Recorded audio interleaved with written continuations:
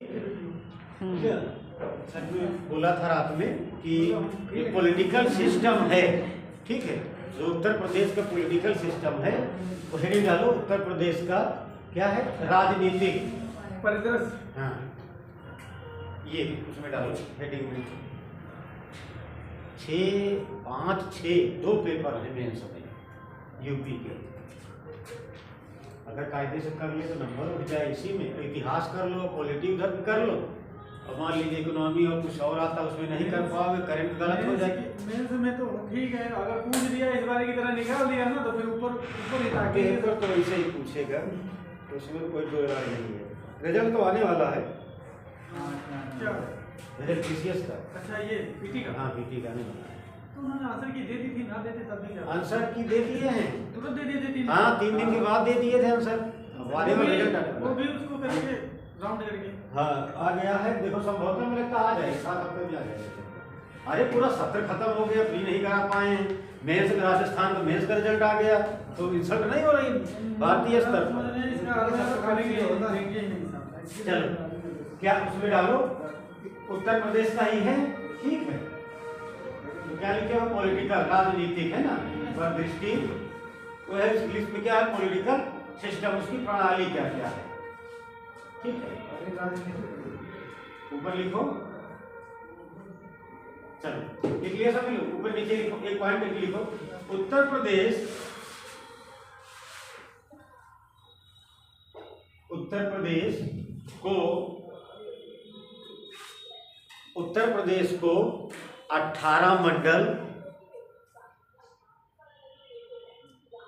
तथा उत्तर प्रदेश को 18 मंडल तथा 75 जिले या जिलों 75 जिलों में विभाजित किया गया है।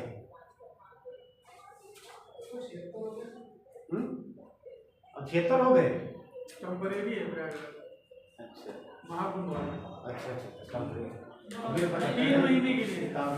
आगे लिखो, अगला दूसरा करके अगला पॉइंट करके लिखो लखनऊ कामा कानपुर, लखनऊ कानपुर मेरठ मंडल के अंतर्गत,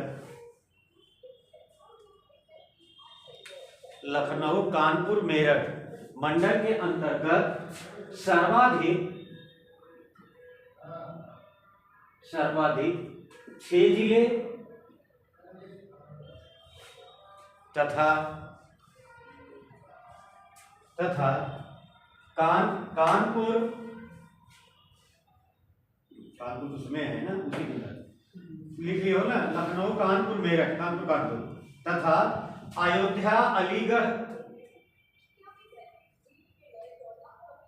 तथा अयोध्या अलीगढ़ आगरा, अयोध्या अलीगढ़ आगरा वाराणसी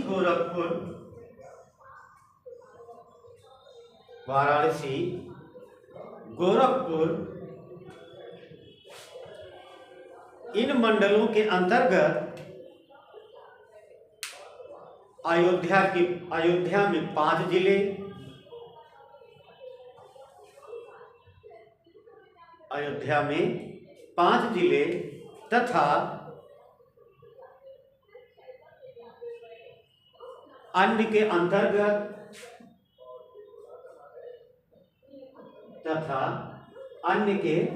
अंतर्गत 4 जिले हैं। 4 जिले हैं। तो उसके आगे लिखो मुरादाबाद ब्रैकेट में लिखो 5, प्रयागराज चित्रकूट दोनों के अंतर्गत 4 जिले,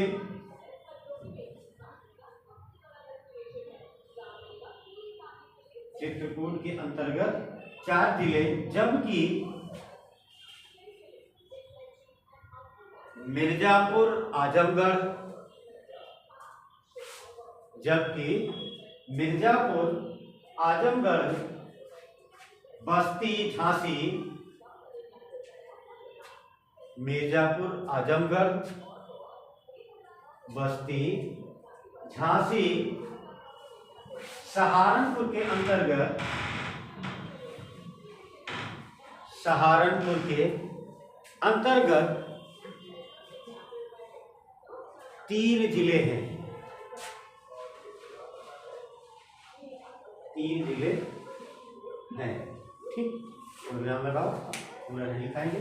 अगला लिखो, अगले एक हेडिंग डालो, ऊपर लिख लो मुख्यालय से भिन्न नाम वाले जिले। हेडिंग पड़ेगी मुख्यालय से भिन्न नाम वाले जिले। मुख्यालय से भिन्न नाम वाले जिले। नंबर 1 पे लिखो, नंबर 1 लिख लो अमेठी, अमेठी गौरीगंज। इसमें से या जो नगर निगम है उसमें से एक मिलान करने के लिए करके पूछता है। अमेठी है जिला, अमेठी जिले का मुख्यालय कहाँ है? गौरीगंज। उसके आगे लिखो अगला संत कबीर नगर, संत कबीर नगर, उसका मुख्यालय कहाँ पे है? खलीलाबाद, खलीलाबाद। संत कबीर नगर, उसका मुख्यालय खलीलाबाद। अगला लिखो गौतम बुद्ध नगर, गौतम बुद्ध नगर ग्रेटर नोएडा, गौतम बुद्ध नगर ग्रेटर नोएडा। उसके अगला उसे क्रम बनाते जाना। आगे लिखो कौशाम्बी,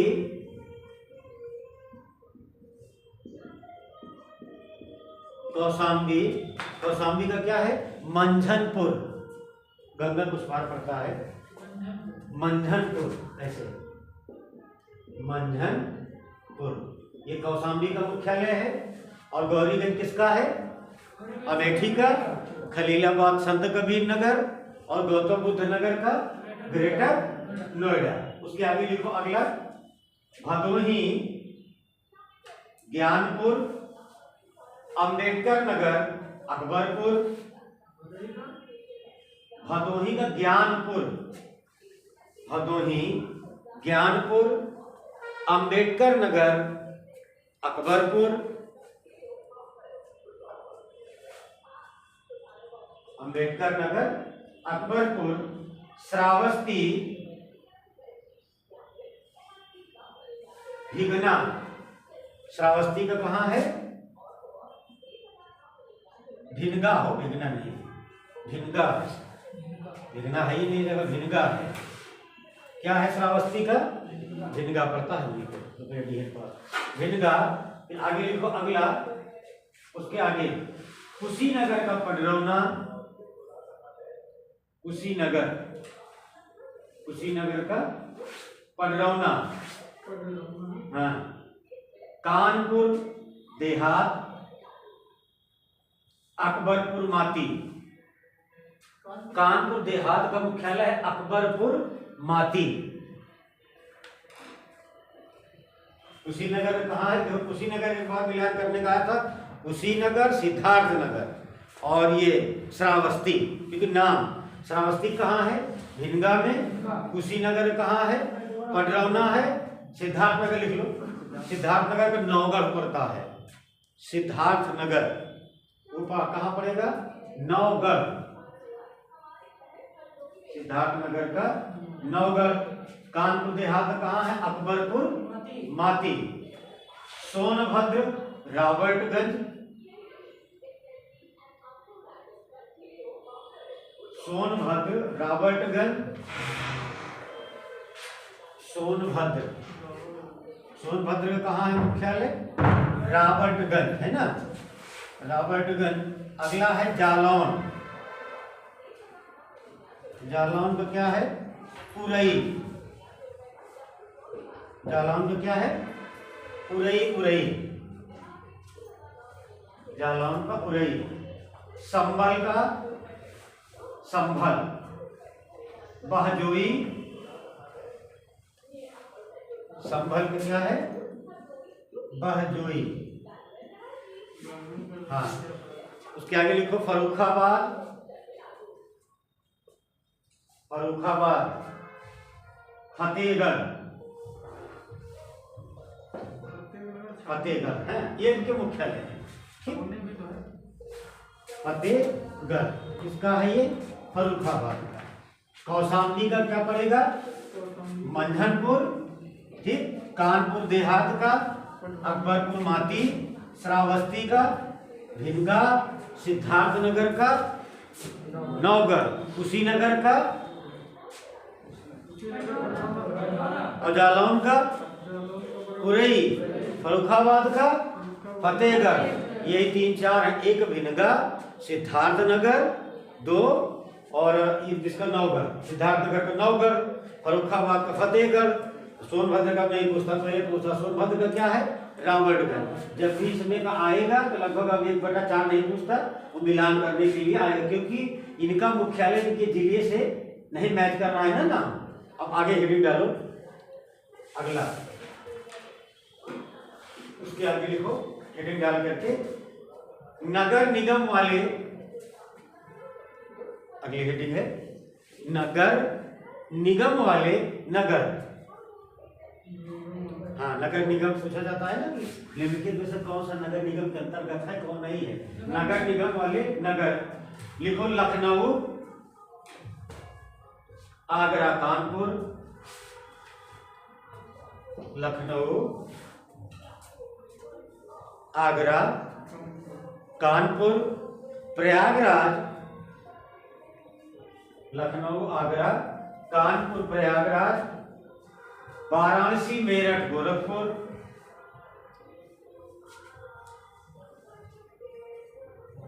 लखनऊ, आगरा, कानपुर, वाराणसी, वो प्रयागराज, वाराणसी, मेरठ, गोरखपुर, बरेली, गाजियाबाद, गोरखपुर, बरेली, गाजियाबाद। आगे लिखो अगला अलीगढ़, मुरादाबाद,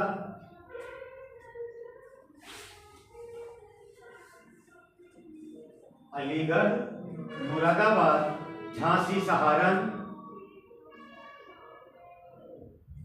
झांसी, सहारन। ठीक, अब अगला नीचे पॉइंट करके लिखो, फिर सहारनपुर, हाँ वही सहारन लिखे, सहारनपुर, नीचे पॉइंट करके लिखो ऐसे, फिरोजाबाद, पॉइंट करके लिखना, फिरोजाबाद, वर्ष 2015 तथा अयोध्या, मथुरा, वृंदावन 2017 एवं शाहजहांपुर वर्ष 2018 में नगर निगम घोषित किए गए। नगर निगम घोषित किए गए। ठीक, चलो कोई विराम लगा लो। प्रश्न एक बार हम दे रहे थे पेपर, उसमें पूछा था निम्नलिखित में से कौन सा नगर निगम नहीं है, तो उसमें एक ऑप्शन, तब तो अयोध्या नहीं आता था, कौन सा आया था फैजाबाद लिखा था, वो उसमें का गलत था। पूछा दूसरा एक प्रश्न था, पॉइंट में किसलिए लिखवाए, उसने पूछा था निम्नलिखित में से नवीनतम नगर कौन सा है जो हाल ही में सरकार द्वारा बनाया गया।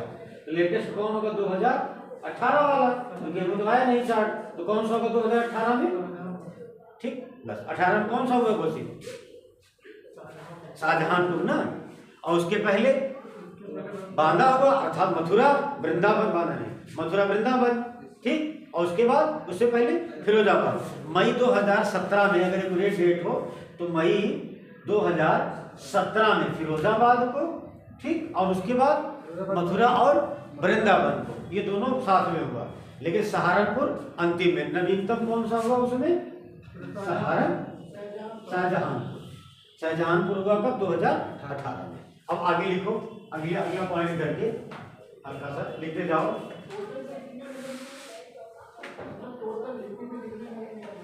टोटल अब देखो कितने हैं, 17। और कितने होने चाहिए? 17 होने चाहिए ओवरऑल। भाई अगर मान लीजिए काउंट में आ जाए, चाहे नीचे लिख लो, कि अगर पूछा जाए चाहे लिख लो। उत्तर प्रदेश में, अब गिन लेते, चाहे लिख लो ऐसे। उत्तर प्रदेश में नगर निगमों की संख्या 17 है।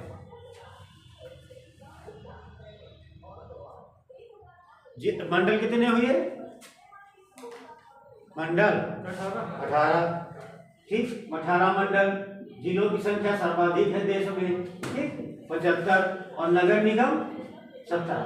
इसमें भी आप ब्रेकडाउन करोगे, अगर महानगर उससे भी नगर, तो फिर 9, 15 जाएंगे और कम होंगे। हाँ देखो, जब पूछेगा तो पूछेगा कि कितने, क्या नगर निगम 18 हो गए हैं, 17 ही तो हैं भी। दिल्ली हो, देखो 17 होने चाहिए, क्योंकि अभी भी 17 हैं।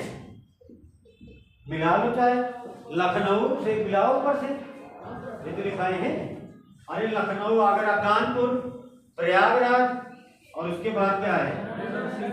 वाराणसी, मेरठ, गोरखपुर, बरेली, गाजियाबाद 9, अलीगढ़ 10, मुरादाबाद 11, झांसी, सहारनपुर, फिरोजाबाद, अयोध्या और मथुरा, शाहजहानपुर बाद में बने थे। पूरा नहीं लिखे हो क्या? 17 है टोटल, लिखा है 18। मथुरा तो एक में है, दिया गया है। मथुरा वृंदावन एक में 17 है वो बड़ा। वो लिखा, जो किताब में देखो उसमें लिखा है वो मथुरा वृंदावन, उसमें अलग अलग नहीं है। मथुरा में ही तो है वृंदावन। कई किलोमीटर है वहां से? 50-56, एक ही जिले में तो है। आगे लिखो, आगे लिख लो, 9 सृजित जिले। 9 सृजित जिले। अब आगे लिखो, 11 फरवरी, ऊपर बनेगा 9 सृजित जिले, अच्छा जो बने हैं 11 फरवरी 1995। 11 फरवरी 1995 को हमीरपुर से महोबा,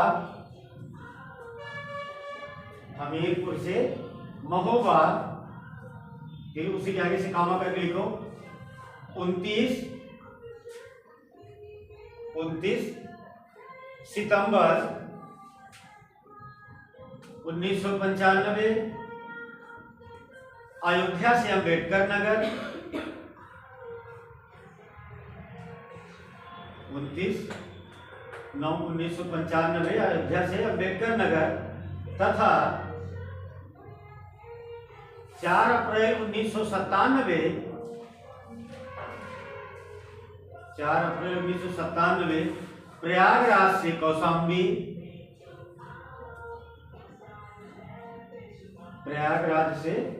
कौशाम्बी, तथा 15 अप्रैल 1997 मुरादाबाद से अमरोहा का गठन किया गया।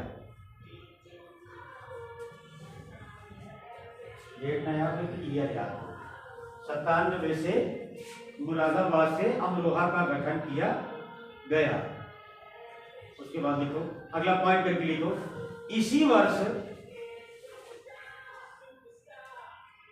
इसी वर्ष अर्थात 1997 में, इसी वर्ष अर्थात 1997 में अलीगढ़ मथुरा से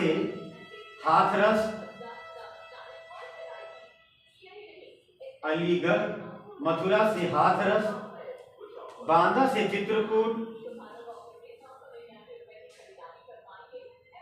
अलीगढ़ मथुरा से हाथरस, बांदा से चित्रकूट, गोंडा से बलरामपुर, गोंडा से बलरामपुर, वाराणसी से चंदौली, वाराणसी से चंदौली, बहराइच से श्रावस्ती, बहराइच से श्रावस्ती, इटावा से औरैया,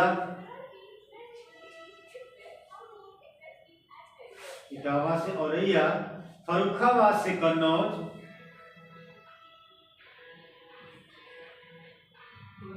फर्रुखाबाद से कन्नौज, इटावा से औरैया, फर्रुखाबाद से कन्नौज, बस्ती व सिद्धार्थनगर से, बस्ती व सिद्धार्थनगर से संत कबीर नगर, कन्नौज, फर्रुखाबाद से कन्नौज, बस्ती से, बस्ती एवं सिद्धार्थनगर से संत कबीर नगर, कामा लगा लो, गाजियाबाद व बुलंदशहर से, गाजियाबाद व बुलंदशहर से गौतम बुद्ध नगर का सृजन किया गया।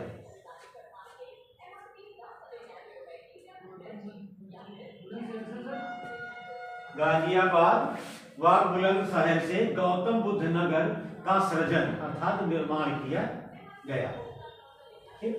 अब प्रश्न क्या था, तो पूछा गया था कि निम्नलिखित में से किस वर्ष उत्तर प्रदेश में सर्वाधिक जिले का निर्माण किया गया था? किस वर्ष किया गया था? 1957। सर्वाधिक यही है जो प्रश्न था। ठीक, एक सीधा सीधा सा। अब आगे लिखो, अगला क्या कहते हैं, पॉइंट करके समय पश्चात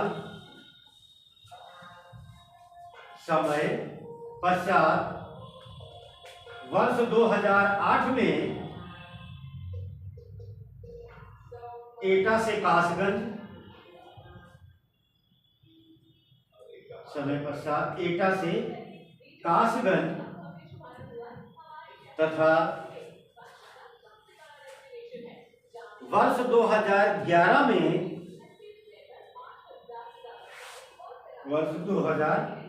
में मुरादाबाद एवं बदायूं, मुरादाबाद एवं बदायूं से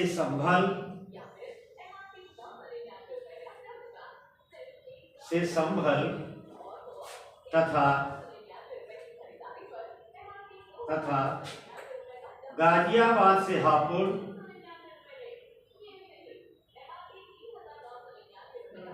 गाजियाबाद से हापुड़ एवं मुजफ्फरनगर से शामली का निर्माण किया गया। मुजफ्फरनगर से शामली का निर्माण किया गया। संभल, हापुड़, शामली ये तीन बने थे 2011। कासगंज 2008 में, इससे पहले वाले 97। अब एक लाइन में लिखो नीचे पॉइंट के स्टेटमेंट में, 1 जुलाई 2010 को 1 जुलाई 2010 को रायबरेली तथा सुल्तानपुर, 1 जुलाई 2010 को रायबरेली तथा सुल्तानपुर से अमेठी जिले का निर्माण किया गया। अमेठी जिले का निर्माण किया गया।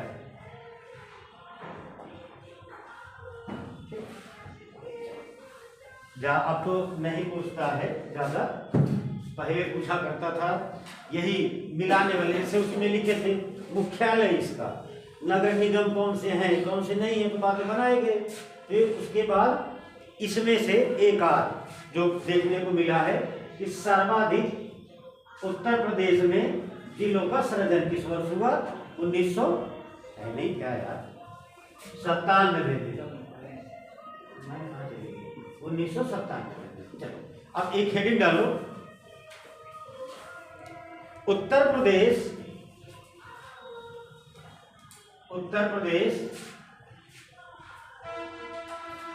का नाम, चिन्ह प्रतीक तथा राजधानी। नाम, चिन्ह उसका, राजधानी। ठीक है, नीचे करके लिखो, एक पॉइंट करके लिखो। वर्ष 1836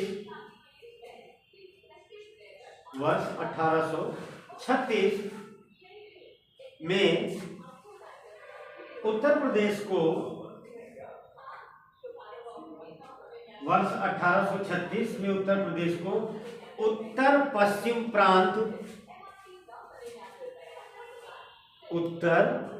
पश्चिम प्रांत के नाम से जाना जाता था।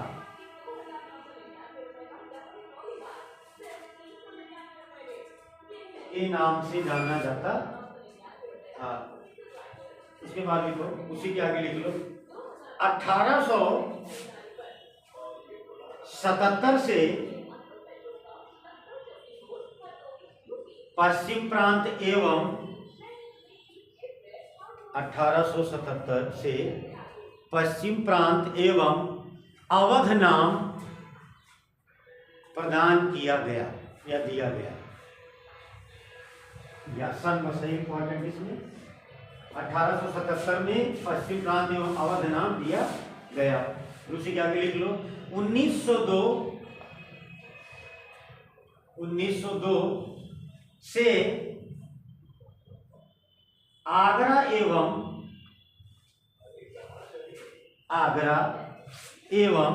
अवध तथा संयुक्त प्रांत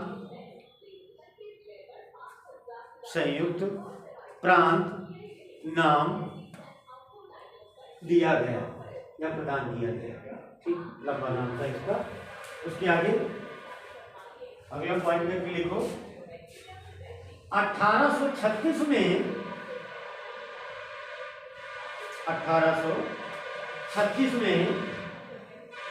उत्तर प्रदेश की राजधानी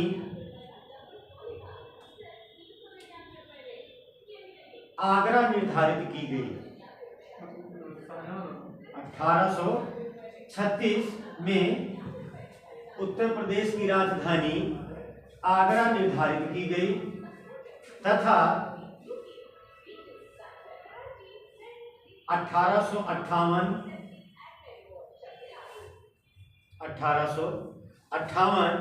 में राजधानी को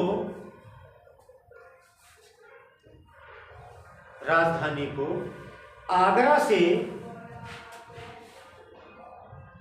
स्थानांतरित कर प्रयागराज किया गया। इलाहाबाद।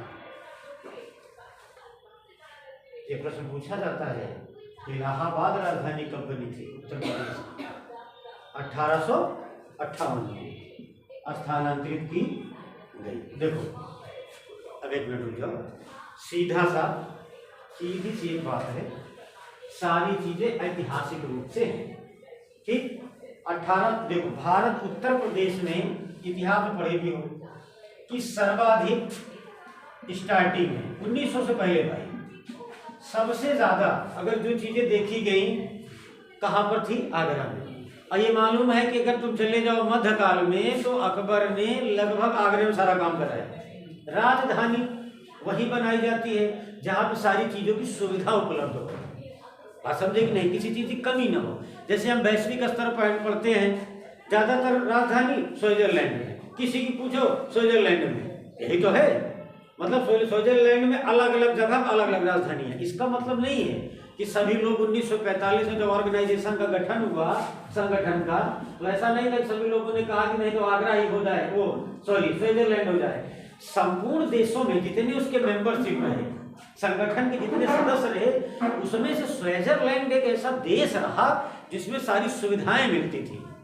भाई आदमी सोचेगा नहीं राजधानी वहां बनाए जहाँ सुविधा हो। जैसे हम लोग यहाँ बैठे हैं, अभी तत्काल में घोषित कर दिया जाए कि हरदोई को राजधानी बना दिया जाए, तो मान के चलिए बहुत पैसा खर्च हो जाएगा। पहले उसको डेवलप करेंगे ना राजधानी के स्तर से, तब तो बनाएंगे। तो ज़्यादा सेटेबल क्या सोचते हैं, तो वहीं बनाया जाए जहाँ से बढ़िया हो। भाई एकाना स्टेडियम बनाना था, सैफई का प्रस्ताव ले आए। भाई मायावती जी की सरकार में केंद्र सरकार ने कहा कि हम एक स्टेडियम बनाने की परमिशन उत्तर प्रदेश में देते हैं, मायावती पास करा के ले आए। मुलायम सिंह ले जाना चाहे कहाँ, इटावा, सैफई, उसका निरीक्षण किया गया। एकाना स्टेडियम का पार्टनर कौन है, संयुक्त वो जो है यूएई जो देश है, यूएई उसका पार्टनर है। यूएई ने जब निरीक्षण किया, ठीक है, तो सबसे बड़ी बात ये रही कि यूएई का एक सीधा सा हिसाब रहा कि देखा उसने पूरी दूरी, यहाँ से वहाँ निरीक्षण किया, उसने कहा कि पैसा लगाने के बाद व्यक्ति नहीं आएंगे, पैसा डूब जाएगा। जब कानपुर में इतना पैसा नहीं आ रहा है तो वहाँ पैसा कहाँ से आ जाएगा। उसको एक ऐसी जगह चाहिए जहाँ भी लोग आते। प्रस्ताव उसका था, और उसने कहा भारत सरकार अगर चाहे तो एकाना स्टेडियम अपना बना ले, लेकिन यूएई जो है उसमें पार्टिसिपेट नहीं करेगा। तो भारत कहाँ कर पाएगा, भाई इतना पैसा इनको देना था। प्रस्ताव कहाँ ले आए उठा करके, लखनऊ, और ऐसी जगह ले गए कि शहीदपुर पहले से बना हुआ था, मतलब आने जाने में कोई खर्चा नहीं, रोड बढ़िया बनी हुई है। इधर BBA यूनिवर्सिटी, बाबा साहब भीमराव अम्बेडकर यूनिवर्सिटी, उसके केंद्रीय विद्यालय बढ़िया अनाहन पूरा, जितना तो लखनऊ विश्वविद्यालय होगा इसका 3 विश्वविद्यालय है, इतना बड़ा बना है। भाई देख कहीं भी गए नहीं हो देखना। और इधर उनको जमीन मिल गई, बना दिए, और आज वही सही है कि 20 रुपया किराया, 15 रुपये लखनऊ, बाहर से लोग देख जाते हैं। तो मतलब प्रयास ये किया जाता है। जैसे आगरा है, आगरा में अकबर के द्वारा सारी सुविधाएं उपलब्ध करा दी गई, बार बार यहाँ गए। तो अंग्रेजों के बाद यहाँ आने के बाद उनको ये लगा कि किसी जगह कैपिटल बनाना और कुछ करना ठीक नहीं, इसी को बना दिया जाए। लेकिन समय अंतराल, महारानी विक्टोरिया का शासनकाल 1857 की क्रांति के बाद लॉर्ड कैनिंग को जो भेजा गया, लॉर्ड कैनिंग सबसे पहले कहाँ आए थे, अरे यही तो पत्र कहाँ पढ़ा गया थे, इलाहाबाद में। हाँ, पूछा जाता है कि वो जो पत्र भेजा गया था विक्टोरिया के द्वारा, उसका वाचन कहाँ किया गया था, इलाहाबाद में। और इलाहाबाद जाने के बाद ये आप लोग जानते भी हो, इतिहास में पढ़ा है कि 1857 की क्रांति के बाद पूरा शासनकाल क्राउन के अंतर्गत चला गया था।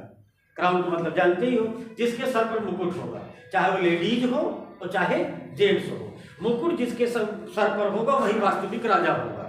तो महारानी थी विक्टोरिया उस समय, और उन्होंने लॉर्ड कैनिंग को भेज दी गवर्नर जनरल बनाकर, वो वायसराय बनाकर, और सुविधाओं को देखते हुए जैसा उसको उचित लगा उसने वहीं भी कह दिया कि आगरा से बेटर कंडीशन कहाँ की है, इलाहाबाद की, और उसे वहीं उसने बना दिया राजधानी।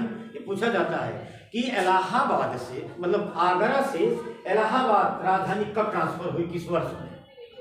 एक प्राथमिक समय में उत्तर प्रदेश की राजधानी कहाँ थी, आगरा, ट्रांसफर कहाँ हुई, इलाहाबाद में। इतिहास जोड़ना हो तो जोड़ दे, किसके शासनकाल में आगरा के स्थान पर इलाहाबाद को राजधानी बनाया गया था, लॉर्ड कैनिंग का शासनकाल था, ठीक। या किस घोषणा पत्र में ये कहा गया था कि अब आगरा राजधानी नहीं रहेगी, इलाहाबाद रहेगी, बस जहाँ बनाने का उनका सिस्टम है। और जैसे 1902 में, अब नीचे आ जाओ, निम्नलिखित में से किसके शासनकाल में उत्तर प्रदेश के नाम को 3 नामों में वो वितरित किया गया, 3 नामों को संजो कर रखा गया।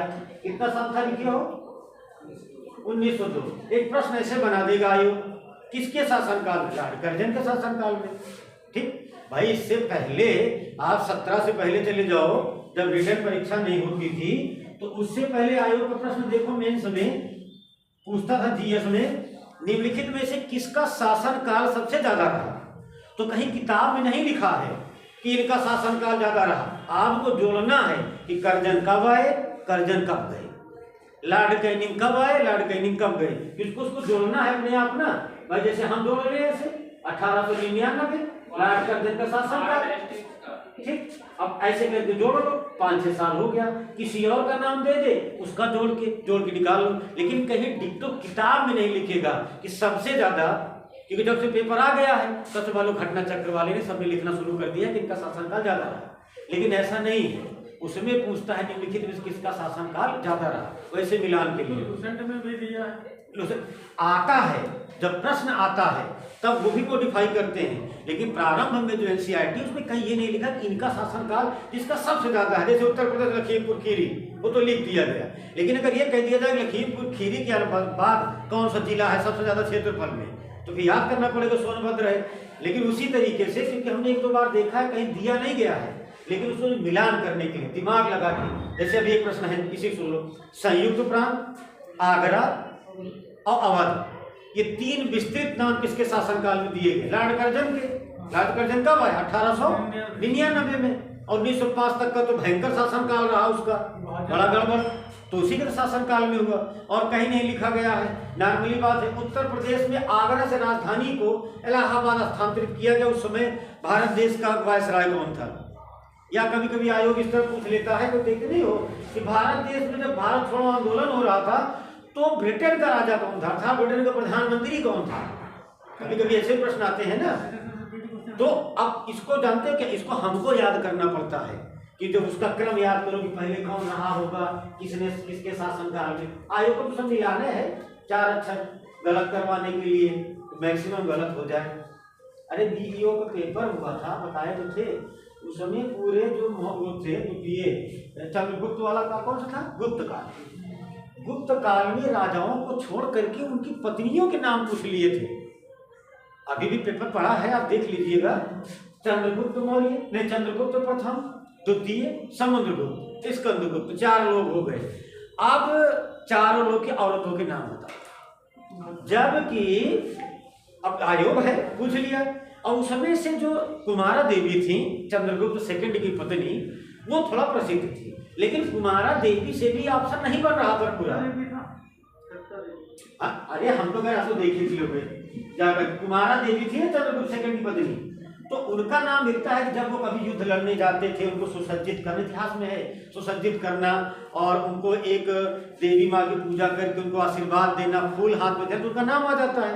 लेकिन समुद्रगुप्त, नेपोलियन, उसकी पत्नी का नाम नहीं मिलता जल्दी। अब तो आप लोग के पास हो गया है मोबाइल, विश्वास रखो, अगर यही परीक्षा अगर 2000 के आसपास हो जाती तो इसी क्वेश्चन के आंसर ढूंढने में कम से कम जो प्रश्न पेपर हुआ है आपका, पूरा आंसर तो कभी नहीं ढूंढ पाते, पर 100 क्वेश्चन ढूंढने के लिए इतनी किताबों का अंडा लगा, पूरा अड्डा लग जाता। फिर उसके बाद क्लियर करने के लिए आपको कोचिंग जाना पड़ता, तो प्राइवेट कोचिंग में तो मुझे सर पढ़ाते, तब भी कहीं ना कहीं वो क्लियर होता। अंततः क्लियर कौन करता? उत्तर प्रदेश लोक सेवा आयोग। और तो आंसर शीट जारी नहीं करता यूपीएससी, उसके आंसर शीट आती ही नहीं है, ठीक। तो वो अब क्लियर होता कि हमारा इसका आंसर क्या होगा। अब तो बोलो टेक्नोलॉजी इतनी ज्यादा है, बाहर निकलो तुरंत सर्च कर लो क्या सही है क्या गलत है। यूपीएससी जारी करता है जब उसके मेंस और इंटरव्यू हो जाए, वो बाद में। और उसने उनका जो अग्रवाल साहब थे उसके चेयरमैन, उन्होंने कहा था आंसर शीट जारी करके हम रिजल्ट विलंबित नहीं करना चाहते। रिजल्ट वो आंसर शीट जारी करेंगे, फिर उसमें टिप्पणी आएगी लोगों की, कहेंगे इसका आंसर ये हो रहा है, और हमारे पास शेड्यूल बना हुआ है 1 साल में हमें क्या कराना है। इसीलिए बाद में जिसको फाइनल देखना हो देख ले, लेकिन विश्वास हमारे ऊपर रखे कि आंसर हमारे गलत नहीं है। वहां तो थे अग्रवाल को कुछ बड़ा परिवर्तन। आगे लिखो, अगला क्या लिखे? 58 प्रयागराज, ठीक। अब अगला पॉइंट लिखो, वर्ष 1921 में,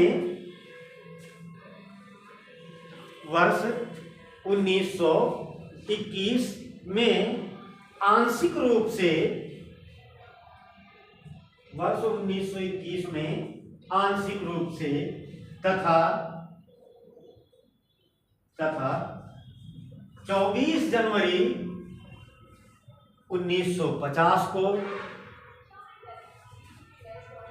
वर्ष 1921 में आंशिक रूप से तथा 24 जनवरी 1950 को पूर्ण रूप से लखनऊ को उत्तर प्रदेश की राजधानी बनाया है।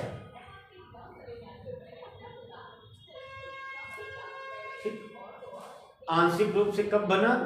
1921 में, ठीक। पूर्ण रूप से कब बना? जिस दिन राजेंद्र प्रसाद जी ने शपथ लिया था। भारत देश में सारी चीजें देखिए, संविधान जैसे लागू हुआ, ठीक है, नवंबर 1949 में, वो तो काम चलो हो गया, 26 को कह देते हो गया, कुछ ना कुछ पार्टीशन चलने लगा। पूर्ण रूप से 26 जनवरी को, ये है ना, यही तो कहा जाता है पूर्ण संविधान 26 जनवरी को। और अल्पकालीन संविधान 1949 में लागू किया गया 26 नवंबर को। लेकिन भारत देश में राष्ट्रपति, भारत देश के पहले राष्ट्रपति को निर्वाचित अर्थात उनको कब किया गया चुनाव? 24 जनवरी को। पढ़ लेना जा करके। जनगण मन अधिनायक जो हमारा राष्ट्रगान है, ये पूछता है कि जनगण मन अधिनायक भारत देश के अंतर्गत या अपने देश में किस दिन उसको राष्ट्रीय गान घोषित किया गया था? उसी दिन, जिस दिन पंडित को, क्या नाम इनका, महापुरुष जो राजेंद्र प्रसाद जी, जिस दिन राजेंद्र प्रसाद जी भारत देश के राष्ट्रपति बने, संबोधन हुआ उसका, ठीक, 2 और 2 दिन के बाद क्या हुआ? भारत देश अर्थात संविधान पूरी तरीके से लागू हुआ। राष्ट्रगीत अलग है, राष्ट्रगान अलग है। राष्ट्रगान 24 को, राष्ट्रगीत 26 को, 2 दिन बाद। ये सब जाकर के हो सकता है छोटी छोटी चीजें लूसेंट में दी गई हो, ये पढ़ लेना कि कहाँ कहाँ पहली बात हुई है। चलो अब उसके आगे लिखो। आंशिक रूप से 1921 और पूर्ण रूप से 24 जनवरी 1950 वो उत्तर प्रदेश के अंतर्गत अर्थात लखनऊ को उत्तर प्रदेश की राजधानी घोषित किया गया। अब आगे लिखो एक पॉइंट करके नीचे। 1 नवंबर 1956 को, 1 नवंबर 1956 को उत्तर प्रदेश राज्य का पुनर्गठन किया गया। यह प्रश्न आया हुआ है।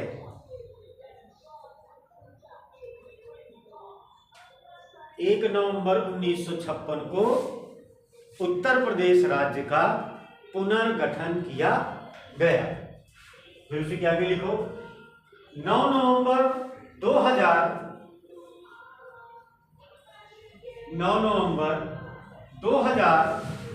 को 13 जिलों को काटकर 13 जिलों को काटकर उत्तरांचल नामक नए राज्य का निर्माण किया गया।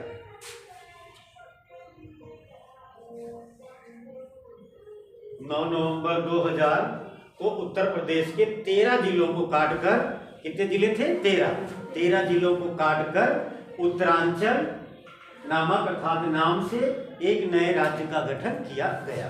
और उसके बाद जब उनका जो गठन हो गया तो उनके यहाँ जो उनकी पार्लियामेंट बनी विधानसभा, उत्तरांचल उनको सही नहीं लगा, वो अपने यहाँ विधानसभा से पारित करा के संसद की अनुमति लेकर के उसे उत्तराखंड कर दिया। लेकिन उत्तर प्रदेश ने जब नाम उसको अलग किया गया तो क्या नाम था उसका? उत्तरांचल। उसका नाम उत्तरांचल दिया गया। यही तो नहीं है। चलिए सीडी चाहते हैं ना कुछ भी, जैसे देखो तो उत्तरांचल ही एक था, बता दे बात आई है तो गढ़वाल है ना, कुमायूं है, ठीक, ये दो। अब गढ़वाल और कुमायूं, सबसे बड़ी बात ये 1987 के आसपास चौधरी चरण सिंह का जो शासनकाल, अर्थात ऐसा कह सकते हो चौधरी चरण सिंह की जो राजनीति अंतिम पड़ाव पर थी, तो उस समय सबसे ज्यादा आंदोलन हुआ कहाँ पे? उत्तर प्रदेश में, इधर साइड में। कहाँ?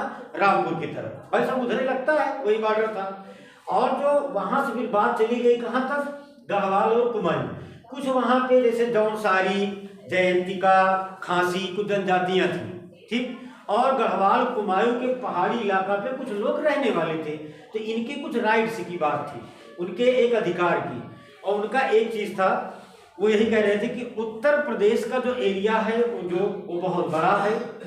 लखनऊ में बैठे, जो उनकी भाषा है, आप मोबाइल में सर्च कर लेना, लखनऊ में बैठे हुए पदाधिकारी, मिनिस्टर, वो हमारे यहाँ आकर के हमारे एरिया का ना निरीक्षण करते ना देखते हैं। हमारे यहाँ बेरोजगारी, ठीक है, स्वास्थ्य व्यवस्था, जल की व्यवस्था, ये सब की समस्या है। इसलिए हम उत्तर प्रदेश सरकार से अलग राज्य की मांग करते हैं।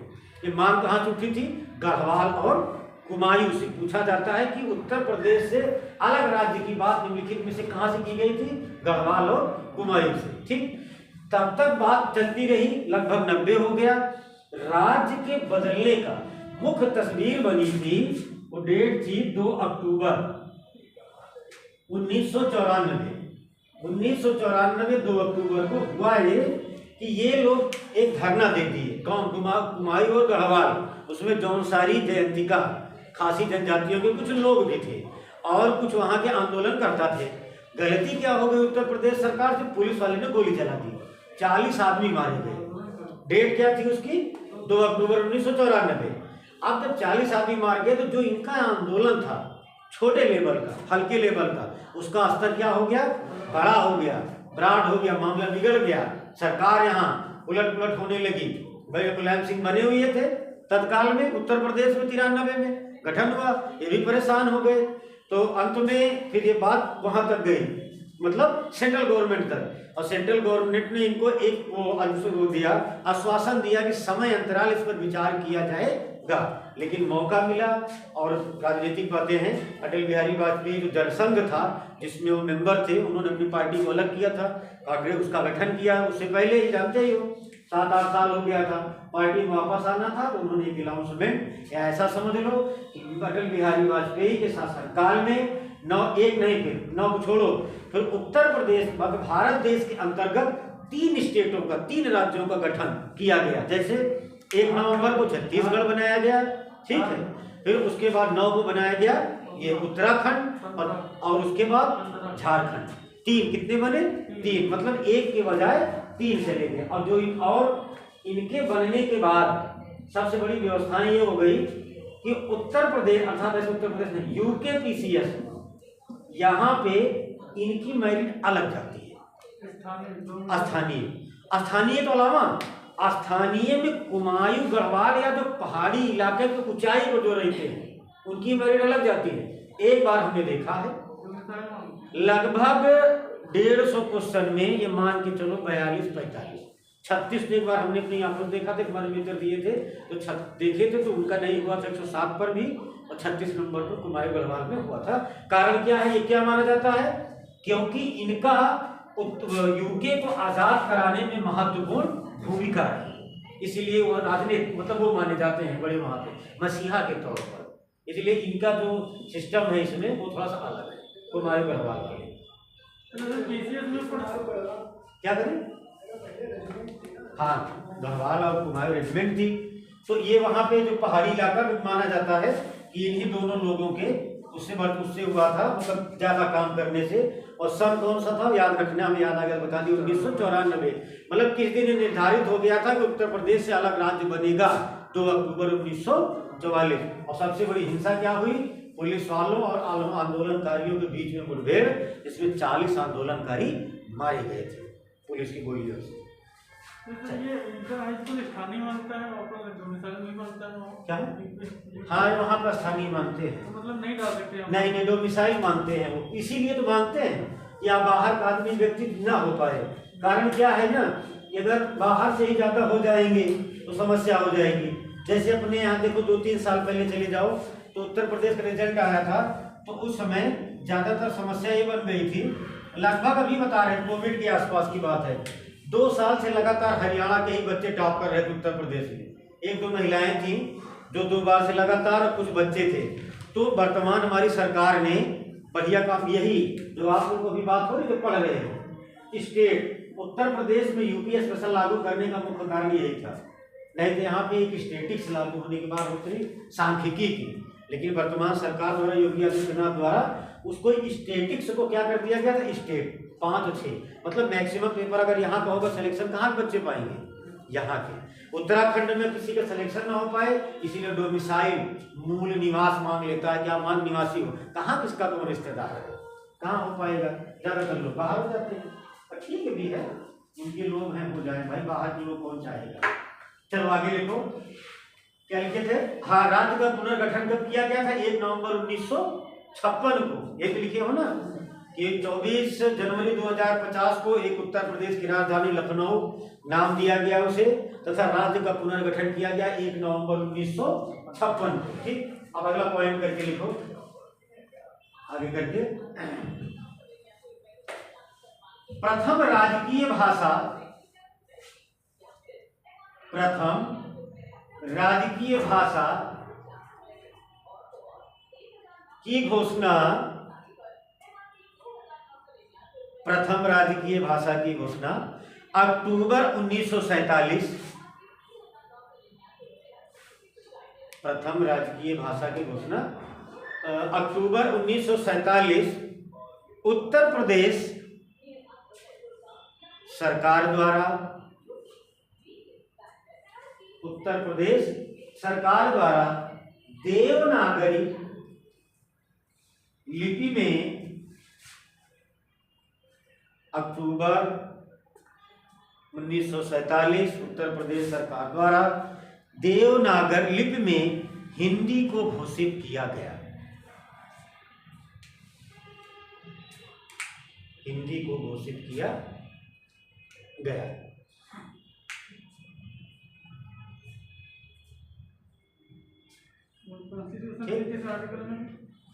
तो 300 में उधर है।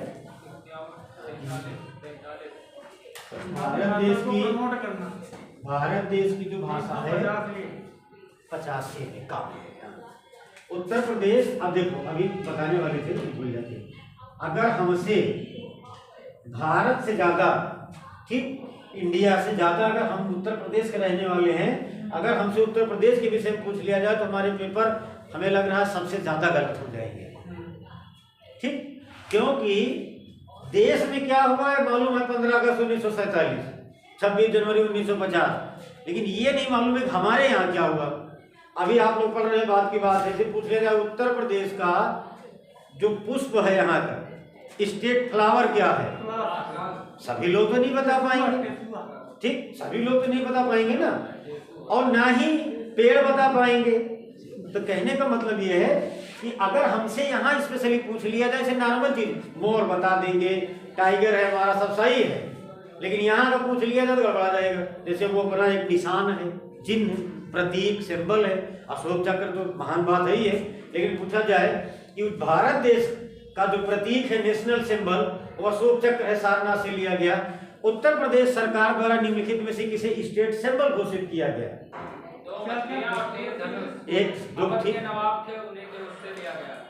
अब ये तो हो गई बात पढ़ने लिखने वाली, तो पढ़ा लिखा तो ठीक, नॉर्मली आदमी चौराहे पूछ लो, आदमी बता देगा कि मोर है राष्ट्रीय यहाँ का पक्षी, आप मार नहीं सकते हो, लेकिन पूछ लिया जाए जहाँ हम लोग खड़े हैं यहाँ का राष्ट्रीय पक्षी, तो लेकिन ये पता नहीं होगा उनको ना। अभी भी चौराहे पूछ लिया जाए, भाई हम ना, आप कहीं बाहर के हो ना हम, इसलिए मैंने कहा कि अगर उत्तर प्रदेश स्पेशली अगर क्वेश्चन बन जाए तो गड़बड़ हो जाए। भारत देश में बड़े बड़े हुए फैजी हुआ, कौन हुआ, जहांगीर के शासनकाल में दशवंत हुआ, सब दुनिया भर के नाम याद है। यहाँ पूछ लिया जाए उत्तर प्रदेश में बढ़िया चित्रकार कौन था, किसके शासनकाल में? भारत देश में, पूरे भारत देश के इतिहास में सबसे अच्छे चित्र की कलाकारी किसके शासनकाल में हुई? जहांगीर। ये सही है, लेकिन अगर ये पूछा जाए उत्तर प्रदेश में किसके शासनकाल में हुई तो नहीं पता चल पाएगा, नहीं पता चल पाएगा। और जो आदि दिल्ली शाह के भी मैंने कहा कि अब पढ़े हो ठीक है, लेकिन नॉर्मली नहीं बता सकते, उस तरीके बता देगा आदमी कि सबसे ज्यादा शौकीन कौन थे?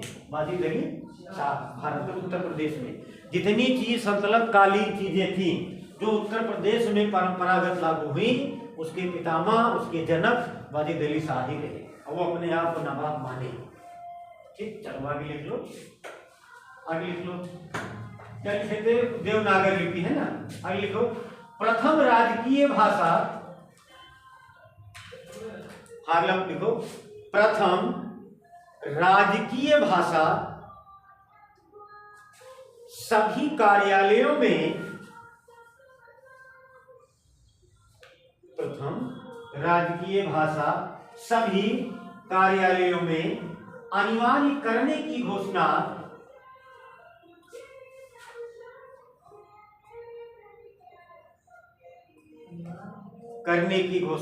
घोषित किया गया था। घोषणा 26 जनवरी 1968 उत्तर प्रदेश सरकार द्वारा किया गया।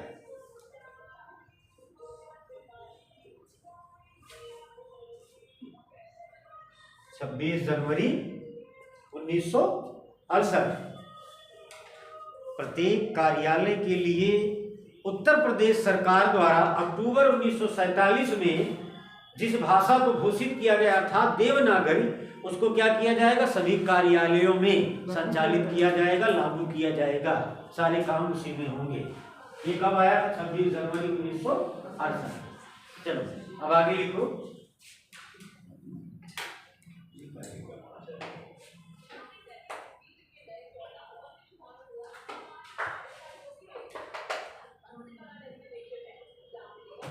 चलो अब आगे लिख लो, अगला पॉइंट लिखो। द्वितीय राजकीय भाषा, द्वितीय राजकीय भाषा वर्ष 1989, द्वितीय राजकीय भाषा वर्ष 1989 में उर्दू को घोषित किया गया।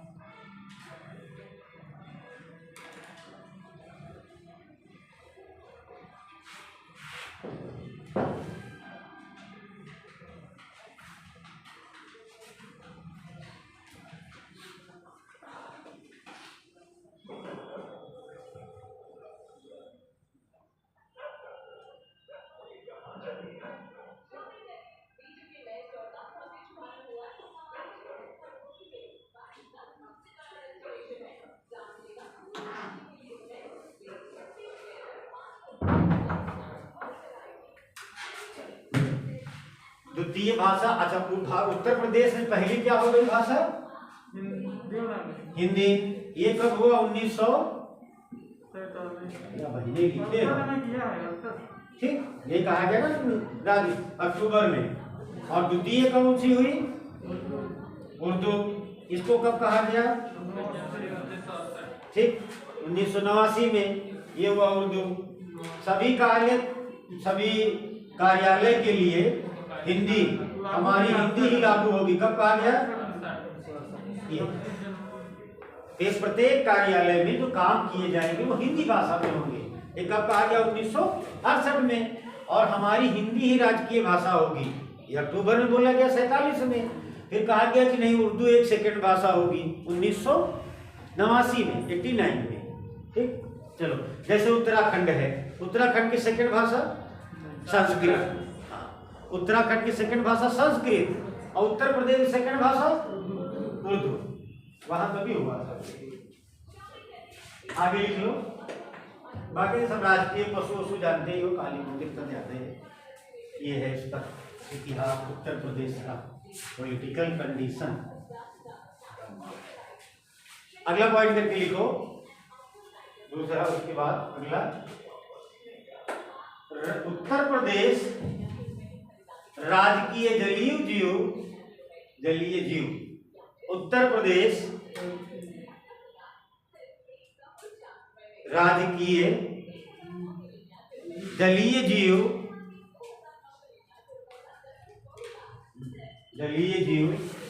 गंगा की डॉल्फिन को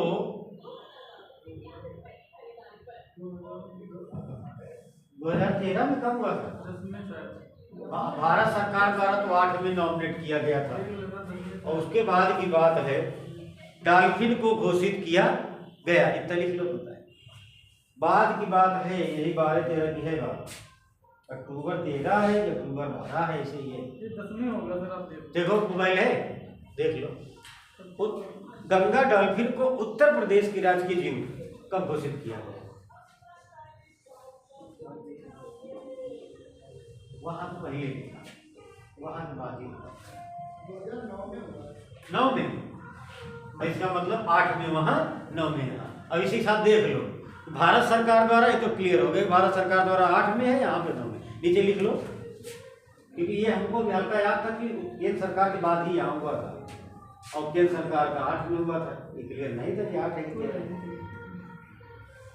चार देख लो, भारत सरकार द्वारा, इंडियन देख लो, मोबाइल लिए हो, देखो आप भी देख रहे हो, भारत सरकार द्वारा डॉल्फिन को जलीय जीव कब घोषित किया गया?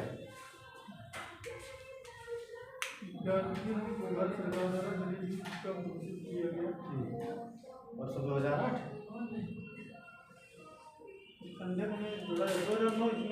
नहीं, ये भारत वाला तो 8 में था, एक साल बाद वो, चलो हम ही देखो बताएंगे,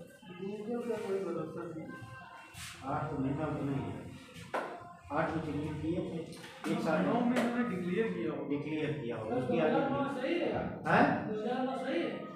अब मोबाइल दिखा रहा है, सही गलत तो नहीं होना चाहिए, बाकी हम देख के बता तो रहे हैं, देख के बताएंगे, भाई नोट्स है हमारे पास पहले। आगे लिखो, इसलिए इतना लिखवा रहे हैं ना कि राजकीय जीव डॉल्फिन को उत्तर प्रदेश सरकार द्वारा राजकीय जलीय जीव घोषित किया गया है, और सेंट्रल का भी यही है ना। अब आगे लिख लो, आगे अगला लिखो,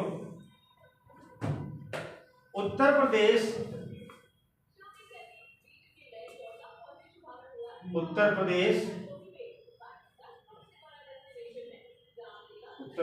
के अंतर्गत,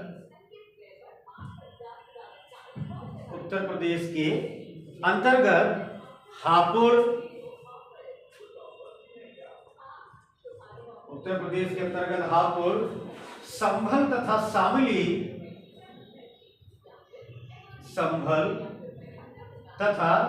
शामली जिलों की घोषणा, हापुड़, संभल, शामली जिलों की घोषणा तत्कालीन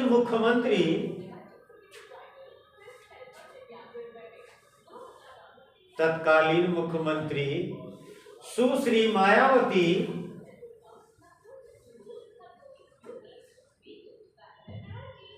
की घोषणा, सुश्री मायावती द्वारा 28 सितंबर 2011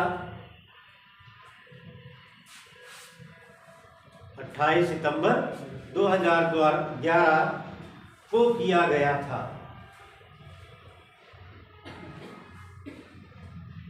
इन तीनों जिलों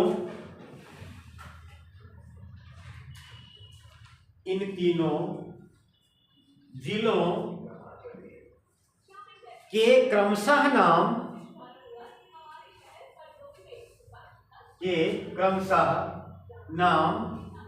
पंचशील नगर,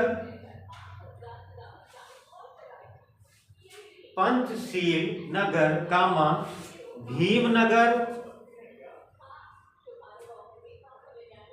तथा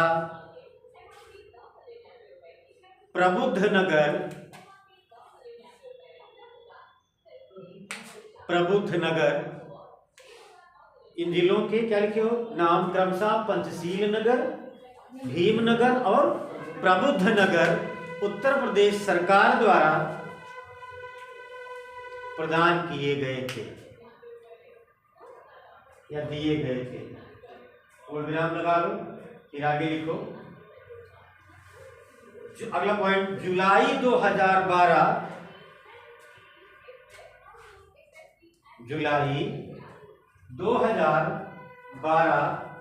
में उत्तर प्रदेश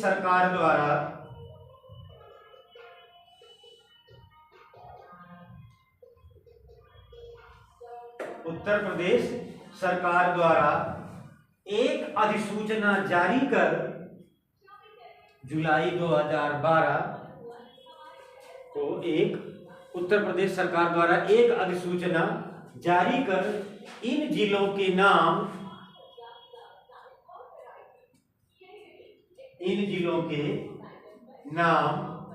हापुड़, संभल, शामली, कामा लगा के हापुड़, संभल, शामली कर दिया गया। हापुड़, संभल, शामली कर दिया गया। कामा लगाओ। साथ ही महामाया नगर, कामाकाशीराम नगर,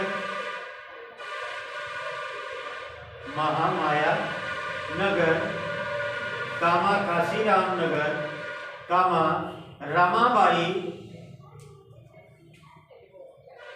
नगर, छत्रपति साहू जी, छत्रपति साहू जी महाराज नगर,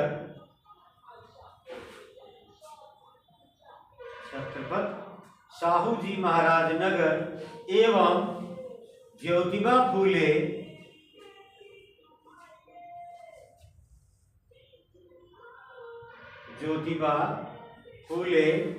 नगर जिलों का पुराना नाम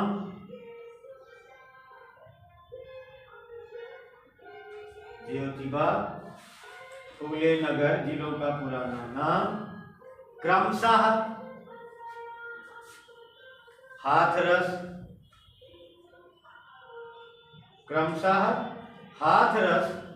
कासगंज, कानपुर देहात, हाथरस, कासगंज, कानपुर देहात, अमेठी तथा अमरोहा, अमेठी तथा अमरोहा कर दिया गया।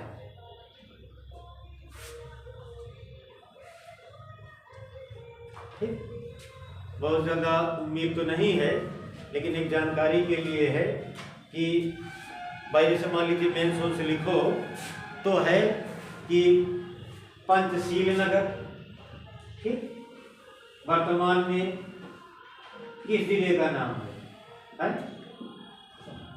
यही तो है, संभल। फिर उसके बाद दूसरा क्या था? पंचशील नगर के बाद भीमनगर, फिर प्रबुद्ध नगर। तो संभल था और उसके बाद दूसरा क्या है?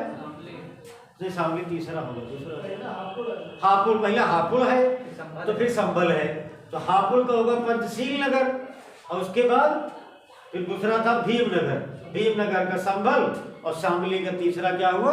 प्रबुद्ध नगर। अगर मान लो कभी पुराना यह पूछा जाए, चलो इन जिलों की बनाने की सूचना वर्ष 2011 में आई, 12 में सरकार चेंज हुई, जुलाई 2012 में वर्तमान गवर्नमेंट के द्वारा इनके नामों में परिवर्तन कर दिया गया। भाई पहले सुने भी थे ना, महामाया नगर थे, ज्योतिबा राव फूले नगर, छत्रपति शिवाजी, भाई बहुत नगर बने थे, चेंज हुई है सबके नाम। क्या बात है जयप्रकाश, बड़े हंस रहे हैं। दो आदमी हैं, एक जयप्रकाश हंस रहे हैं और ये बिटिया लिखत थक जा रही है, लिखत थक जा रही है। इनका पेन चल रहा है बिटिया का, उसके बाद जैसे आदमी सोने वाला नहीं रहता, नींद लगी ऐसे रुक गया 2 मिनट, फिर बगल वाले घर वाले कह रहे रुको बिटिया, तो फिर उठ गई। जयप्रकाश हंस रहे हैं। चलो बताएंगे नींद का भी समय है, फिर कहेंगे पढ़ने का भी समय है। इस समय एक चीज पढ़ाई बढ़िया है, जैसे मान लो खाना वाना खा लो, 2 रजाई लगा लो, बैठे 2 रजाई मतलब फिर 2 लगा ले, कंबल साड़ के रजाई और किताब लेके बैठ जाओ, और यहाँ तक बोल के पढ़ते रहो, थोड़ी देर के बाद ऐसे करो। गर्मी में नहीं, हाँ, सबसे बड़ी बात गर्मी की, पैर अगर गर्म हुआ, हाथ गर्म हुए तो नींद तत्काल में आ जाएगी, और नींद आना अच्छी बात है, अच्छी बात है।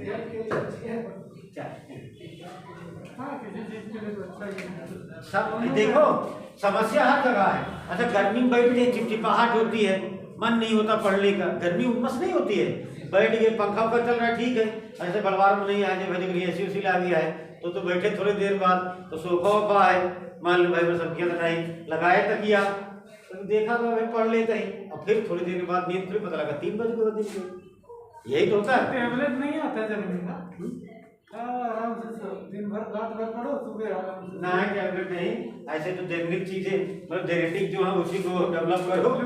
हाँ, देखो पढ़ाई के लिए सबसे बड़ी बात होती है बस थोड़ा सा अपने मन में पढ़ तो रही हो सभी लोग, जुनून रखा करो। जैसे 1 घंटा निर्धारित कर दो, एक पीरियड टाइम, इतनी देर तक पढ़ना है, चाहे जो हो जाए, बस काम बन जाएगा सीधे। जैसे अब तो कर नहीं पाओगे, यहाँ भी कोचिंग आना रहता है, सवेरे भी उठ जाओ 7 बजे। हम कह रहे हैं ना उठो यार 6 बजे, कोई पंडित बताएगा? 7 बजे उठ जाओ, 8 बजे बैठो। लेकिन अगर कोई ये बच्चा सोच ले मुझे 8 से 2 तक पढ़ना है, कितना हुआ? अरे 8 4 12 कितना घंटे हुए? 6 घंटे। 8 4 12 अब जो 2 बजे तक कह रहे हैं ना, 6 घंटे हुआ। ठंडी हो या गर्मी, 6 घंटे अगर आप कंटिन्यू पढ़ लिए, कंटिन्यू मतलब उठोगे तो भाई ये पक्का जानो कि नींद आ जाएगी, चाहे जितनी गर्मी ठंडी हो। तो 2 से 4 तक कितने घंटे सो लिए? 2 घंटे। घंटा टाइम कितना हुआ? 6 घंटा। 2 घंटा सो लो 4 बजे। 4 बजे उठ जाओ, पैर में धुलो, हाथ धो, चाय वो पी लो, 5 बजे बैठ जाओ, 5:30 बजे और पढ़ो 8 बजे तक। किसी से कोई मतलब नहीं। कितना होगा? 10 घंटा हो गया। 8 बजे उठ जाओ। अब पूजा पाठ अगर करते हो तो पैर हाथ धुलो, नहाओ धो, मंदिर चले जाओ, कहीं चौराहे चले जाओ, टहल वहाल लो। उसके बाद लौट के आओ, 10 बजे तक ना पढ़ो, 9:30 या 9:15 के आसपास खाना खा लो और ये समझ लो तुम्हें 10 बजे पढ़ना है। 10 से 2 कितना हो गया? 14 घंटा हो गया। और 10 से 2 बजे फिर सो जाओ, 7 बजे उठ जाओ। 2 से 7 सो गए, कितना हो गया? और 2 घंटा दिन में सोए, कितना बड़ सो लिए? बहुत है यार। ये आपका काउंट नहीं करोगे? एक बात हमने बताई कि यहाँ आना है तो उसके लिए यहाँ आ रहे हो, पढ़ाई तो कर रहे हो, यहाँ तो कुछ हो नहीं रहा, कुछ तो पढ़ ही रहे हो, तो यहाँ पे तो उसी में तो हो जाएगा। हम कहें चलो 4 घंटा हो कर, अरे इंटरेस्ट नहीं बनता, ये लगता है यहाँ हम पढ़ने थोड़ी ना है, तो ठीक है। लेकिन ये चीजें करनी पड़ती हैं। आज तो नहीं, अब मैगजीनों में तो कम निकलता है, लोग टेक्निकल चीजें ज्यादा पढ़ लिए हैं। 10 साल से पीछे चले जाओ, जब हम लोग आए थे तैयारी के लिए तो ये शेड्यूल बड़े बड़े लोगों के थे। कुछ सिलेक्शन पा गए, कुछ दुर्भाग्य रहा नहीं हुआ उनका, लेकिन उनका ये शेड्यूल रहा कि कोचिंग जिस दिन नहीं आएंगे, नहीं कोचिंग आते तो 8 बजे आ जाते थे और 8 से 8 तक रहते थे, कोचिंग करते थे, लाइब्रेरी में पढ़ते थे। हम बता रहे हैं 12 घंटा रहते थे, 6 घंटा मगर मस्ती करते, 6 घंटा तो पढ़ते थे, 3-4 घंटा घर में निकाल लिए। 10 घंटा पढ़ाई मतलब रखती है 24 घंटा में कायदे से। आप किसी किताब उठा लो, घर चले जाना, और भाई थोड़ा सा भूख तो लगती है, कोशिश करना कि 2 घंटा, और कभी भी एक सब्जेक्ट नहीं पढ़ना। एक बात याद रखना, इतिहास पढ़ रहे हो 1 घंटा हो जाए तो उसको हटा दो, नई चीज पढ़ोगे तो लगेगा कि अब हम फिर से बैठे हैं। 1 घंटे में क्या हो जाएगा इतिहास? भाई 1 घंटा इतिहास पढ़ोगे तो 4 10 पन्ना नहीं करेगा। उसी इतिहास को 2 घंटा पढ़ो, लेकिन थोड़ी देर के बाद ये लगेगा बिल्कुल नहीं पढ़ेंगे। और 1 घंटा इतिहास पढ़ लो, थोड़ी देर के बाद पॉलिटिक्स खोल लो, करंट पढ़ लो। जैसे दूसरा सब्जेक्ट ओपन करोगे तुम्हें लगेगा कि अभी हम बैठे हैं, उसमें मन लगेगा। और इस तरीके का 4 घंटा कहो आज तो हम 50 पन्ना इतिहास पढ़ डालो, तो पढ़ तो डालोगे लेकिन उसमें से याद एको नहीं होना है। और वही 1 घंटा 1.25 घंटा अगर पढ़ लो तो विश्वास रखो याद रहेगा। इसीलिए कहा जाता है कि पढ़ाई के समय अगर 3 घंटा हम बैठे तो कम से कम 2 सब्जेक्ट इतने हमारे होने चाहिए। 3 घंटे एक सब्जेक्ट पढ़ेंगे। अरे वही किताब हम लोग इतना दिन से पढ़ रहे हैं, आप लोग तैयारी कर रहे हो, एक वीडियो अगर मान को चला जाए तो कोई बेइज्जती नहीं होती है, सारे अधिकारी देख ले। उसी किताब को आप पढ़ रहे हो, उसी किताब को हम पढ़ रहे हैं इतना दिन से, और थोड़ा सा 19-20 है कि हमको उस किताब से थोड़ा ज़्यादा पता होगा, आपको थोड़ा सा कम, बस और कुछ नहीं। और आज तक वो किताब का वो याद नहीं हुई। क्यों नहीं याद हुई? याद हो जाना चाहिए ना। 10 साल लग गए, 8 साल हो गया कम से कम, याद तो हो जाना चाहिए। नहीं याद हुई, और जिस दिन वो याद हो जाती तो शायद यहाँ नहीं होते, नहीं और ऊपर चले गए होते। अरे हाँ, ज्यादा रहता। लूसेंट एक किताब है, आपकी सिलेक्शन पा जाता है, नौकरी कर जाता है, फैक्ट नहीं याद कर पाता, याद ही नहीं होता। पूरी लूसेंट किसको याद है? इंपॉर्टेंट चीजें याद होती है। और पेपर दे के आओ ना, 20 उसमें निकलता है। इतना पेपर टप आया था, लूसेंट ले जाकर देखे नहीं है, नई वाली लूसेंट ले जाकर खोज लेना, कम से कम ढेर मिलान करने वाला उससे मिल जाएगा। लूसेंट का एक पूरा सब्जेक्ट खत्म कर दो 10 घंटे में। 10 घंटे में पूरा खत्म। हाँ, 2-3 चाहे जितने दिन पर 10 घंटे 5 घंटे हमारे पास 2-3 दिन लगाओ उसमें, एक दिन में ना। वो तो बाद में भी पढ़ सकते हो कई बार ना। हाँ, धीरे धीरे रिवाइज करते हैं। लूसेंट एक ऐसा पेपर है जो आप इकट्ठा कर पढ़ने की कोशिश करो तो याद नहीं होता। 2-2 चैप्टर याद करने कॉन्सेप्ट तो पहले से होगा, तो प्रैक्टिस भी तो याद करें। सबका अलग अलग 2-3 पन्ना पढ़ो, याद हो जाएगा। चलो अब आगे लिखो। लूसेंट लेकिन पढ़ा करो, पढ़ते हो लुसेंट पढ़ा करो बीच अभी थोड़ी दहेज में जा रही है, मतलब मान के नहीं पढ़ा करो। आगे लिखो, क्या लिखे थे? ये सब नाम इनके परिवर्तित कर दिए गए थे ना। अब एक पॉइंट करके लिखो, संत कबीर नगर, संत कबीर नगर का नाम,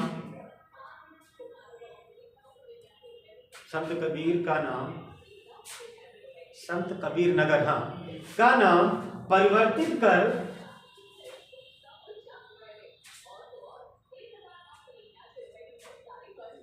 संत कबीर नगर का नाम परिवर्तित कर भदोही, भदोही पुनः कर दिया गया, क्योंकि पहले उसका नाम भदोही था। ये सब वर्ष 2012 में परिवर्तित हुए थे, परिवर्तित कर दिया गया। संत कबीर नगर, तो अरे संत कबीर नगर लिखे हो, संत कबीर नगर किधर है? अरे संत रविदास नाम था उनका भाई। उसी नगर के नीचे है ना संत कबीर नगर। सुनिए तुमको, संत कबीर नगर इधर पड़ता है खलीलाबाद बस्ती के पास। हाँ इधर, ये जो संत कबीर लिखे गलत काटो भैया, गड़बड़ जाए। उसका नाम है संत रविदास नगर था। भदोही का पूर्ववर्ती नाम क्या था? ये है, कोई बात नहीं है, संत ही उन्हीं के। हाँ हाँ, लेकिन अलग है, गलत हो जाएगी ना। कहीं लिखा है कि संत कबीर नगर इधर खलीलाबाद बस्ती को काट के बाद में बनाया गया, तो संत कबीर नगर हुआ। भदोही का नाम कर दिया गया था मायावती सरकार में 2011 में। क्या किया गया? संत रविदास नगर किया गया था। तो संत रविदास नगर का पूर्ववर्ती नाम क्या था? भदोही। भदोही को परिवर्तन ये था, जैसे भी पूछेगा। अब आगे लिखो, अगला पॉइंट करके, उत्तर प्रदेश का क्षेत्रफल की दृष्टि से, उत्तर प्रदेश का क्षेत्रफल की दृष्टि से सबसे बड़ा जिला लखीमपुर खीरी है।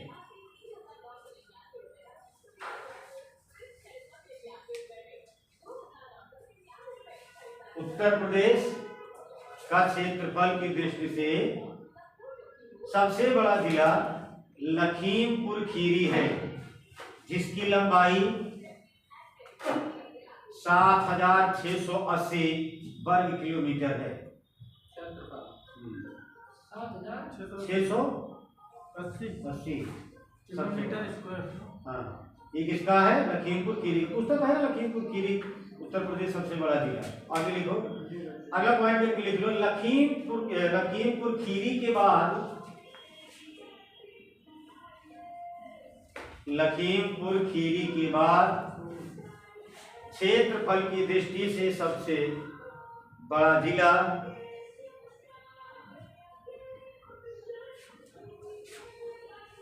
सोनभद्र,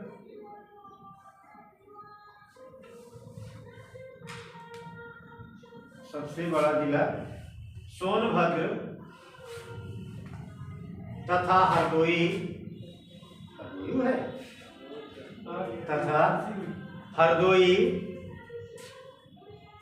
सीतापुर लिख लो, सीतापुर है, सीतापुर क्रम है ना उसका, समझ रहे हो ना? पहले वो ऐसे करके जाता था, वो थोड़ा सांसद के चक्कर में अलग हो गया, बाकी हाँ ये तो है। सीतापुर में 80 काट जाता है। हाँ, ये राजनीतिक जो पॉइंट है इसके चक्कर में ये लोग कर तो देते हैं।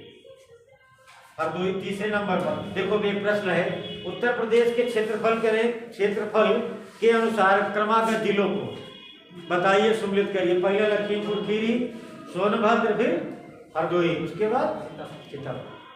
सीतापुर के हमारे गांव में बहुत लोग रहते हैं।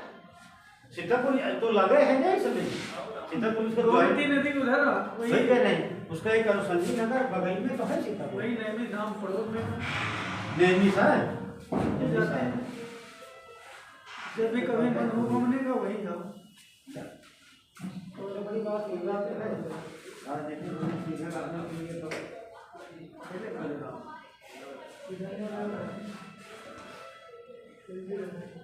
आगे पॉइंट करके एक और लिख लो, उत्तर प्रदेश का क्षेत्रफल की दृष्टि से सबसे छोटा जिला, पॉइंट करके लिखो, हाँ हापुड़ है। उत्तर प्रदेश का क्षेत्रफल की दृष्टि से सबसे छोटा जिला हापुड़ है, हापुड़ है, ठीक। उसके आगे चाहे लिख लो 660, टोटल कितना है 660 वर्ग किलोमीटर।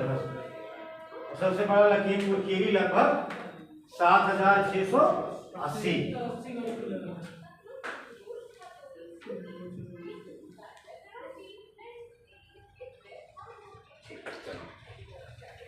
एक वो लिखो, एक नीचे की स्टेटमेंट लिखो। जब उत्तर प्रदेश के 3 नए जिले, एक स्टेटमेंट लिखो, जब उत्तर प्रदेश के 3 नए जिले हापुड़, संभल और शामली नहीं सृजित किए गए थे, जब उत्तर प्रदेश के 3 नए जिले हापुड़, संभल और शामली नहीं सृजित किए गए थे, तब क्षेत्रफल की दृष्टि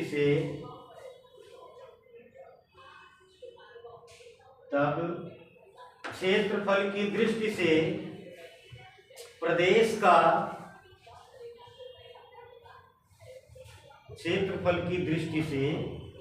प्रदेश का सबसे छोटा जिला संत रविदास नगर, ब्रैकेट में भदोही, संत रविदास नगर, ब्रैकेट में क्या लिखोगे भदोही था। कौन था सबसे छोटा? संत रविदास नगर भदोही। लगभग में लगता है 1015 वर्ग किलोमीटर था इसका, 660 उसका है, 1015 वर्ग किलोमीटर इसका, ये। अब एक रीडिंग डाल लो, लिखो जन प्रतिनिधित्व, हेडिंग ये पूछा था ना, पॉलिटिकल, पॉलिटी क्या है पहले थे, सिस्टम उसका, जन प्रतिनिधित्व, हेडिंग डाल के छोड़ दो। जन प्रतिनिधित्व,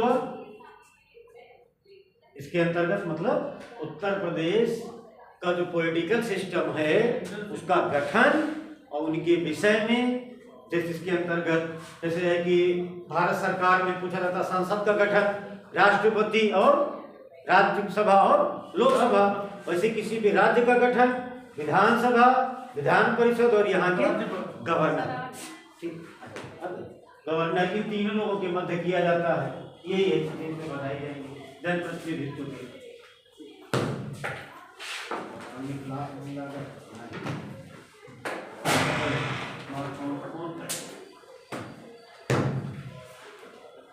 कल्चर आपका रहेगा है भैया, आर्ट एंड कल्चर आपका का है ये? 6 आर्ट एंड कल्चर वो तो होगा सर के पास ना, अब वो सारी बताएंगे ना क्या किससे क्या बहाना है।